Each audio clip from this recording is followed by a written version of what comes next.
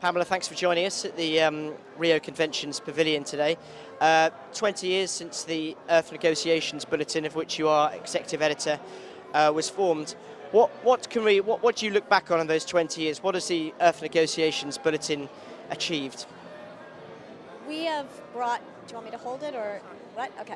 We have achieved transparency. We have brought transparency to this process now for not only this process, but to about 25 different negotiating streams over the last 20 years that enables anyone for free to know what's going on, that they can hold their governments accountable, they can hold the UN system accountable, and that didn't exist before. In my own research of the evolution of treaties that I did, looking at treaties that dated back to the 1970s and 80s, it was nearly impossible to find out what went on in those meetings, what were positions of delegations, and we now have put it at the fingertips of anyone in the world with an internet connection. So it's a case of accountability, holding the diplomats and the negotiations, wherever they may be, to account. Exactly. So if you're interested in what your government is saying, versus what your government is saying at the UN or versus what it's doing at home, or if you're looking for a way to influence the process, or you're an academic studying the process, or a professor who wants to teach about environmental negotiations, we've provided all the material that's necessary that never existed before.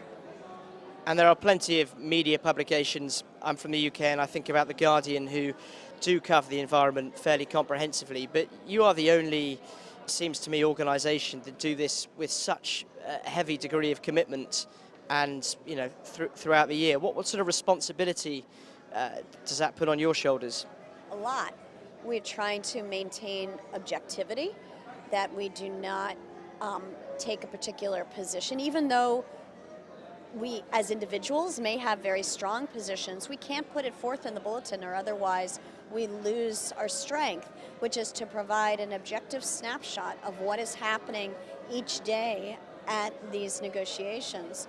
And so that's really important, to make sure that we analyze and do not editorialize, and to make sure that we do not throw around adjectives in a way that we shouldn't, that if somebody is complaining about something, they stated, not they, vociferously complained, because that puts a value judgment on it.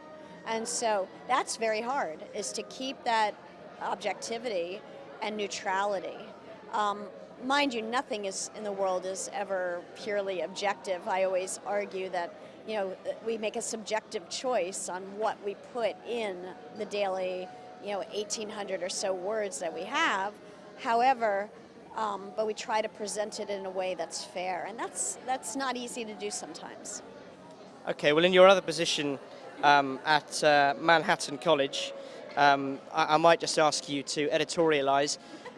Many people say, look, we've been here for 20 years, we're back in Rio, it doesn't look good, they're still arguing about the agenda by all accounts.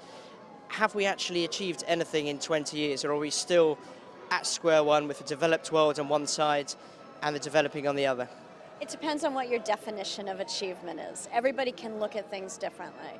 So on the one hand, you can say, well, what's come out of Rio? And I tend to focus on institutions, and I can tell you of a number of things that did not exist before Rio. I'm not saying whether their lack of whether it's good that they exist or bad that they exist, but the fact that they exist. We would not have the Stockholm Convention on persistent organic pollutants. We would not have the UN Convention to combat desertification, the Rotterdam Convention on prior informed consent. We now cover hazardous chemicals from birth to disposal at the international level.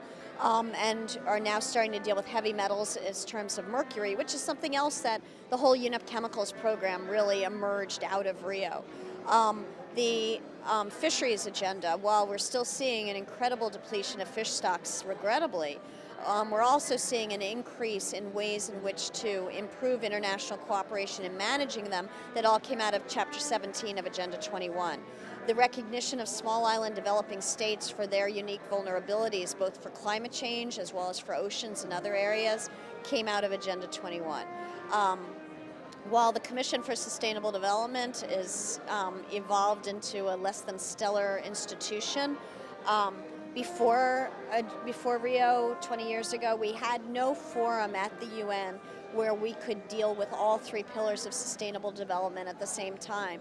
I think the supposed failures of the Commission largely relate to challenges that we have at the domestic level. These are not easy things to resolve, especially in national governments that are sectoralized, and you have multiple ministries dealing with their own sectors. Well, the same thing happens at the UN system. Until this is resolved domestically, it's not going to be resolved internationally.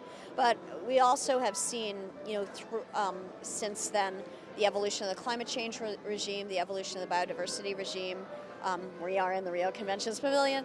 And the evolution of the Montreal Protocol, which you have to remember in 1992, it had only had one meeting of the parties prior to that, and it was still a very young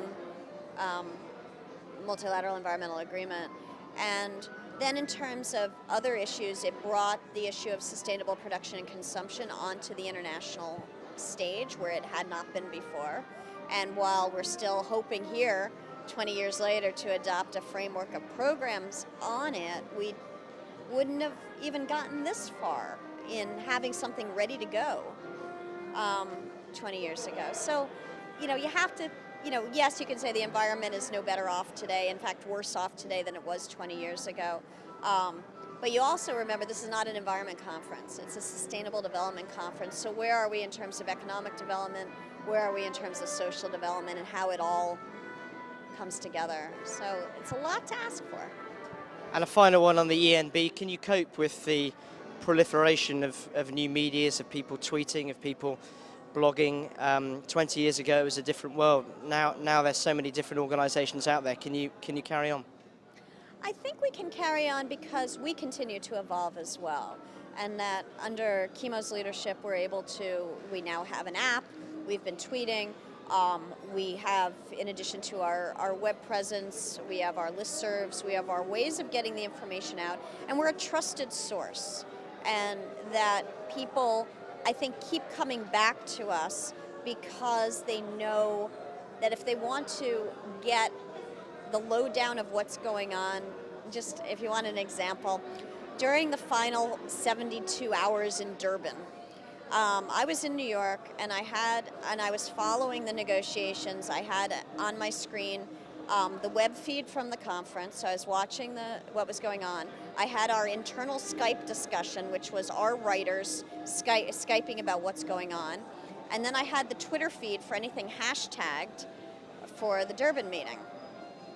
And what was really fascinating was, I would say maybe 95% of the Twitter feed was nonsense, of people just saying, oh, did you see what that person was wearing? And, oh, I'm tired, I'm going home, let me know what happens, and things like that.